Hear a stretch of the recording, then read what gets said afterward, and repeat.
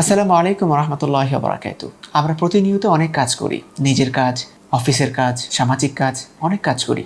আমরা রাসূলুল্লাহ সাল্লাল্লাহু আলাইহি ওয়াসাল্লামের মাধ্যমে যে সর্বোত্তম কাজগুলো, তার মধ্যে কয়েকটার কথা আমরা জানতে পারি।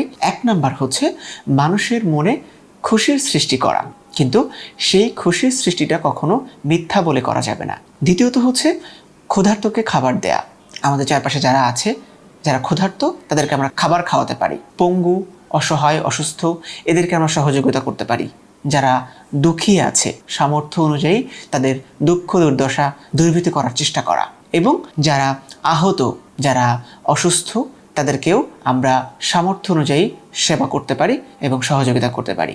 দৈনন্দিন আমাদের কাজের মধ্যে যদি আমরা এই সর্বোত্তম কাজগুলোকে যুক্ত করতে পারি, আমরা এর মধ্যে কোনো একটা কাজ আল্লাহর কবুলিয়ত পেতে পারি। আর আল্লাহর কবুলিয়ত পাওয়া মানে আমাদের জন্য অনেক বেশি কল্যাণকর। আল্লাহ পাক আমাদের সকল কাজগুলো কবুল করুক।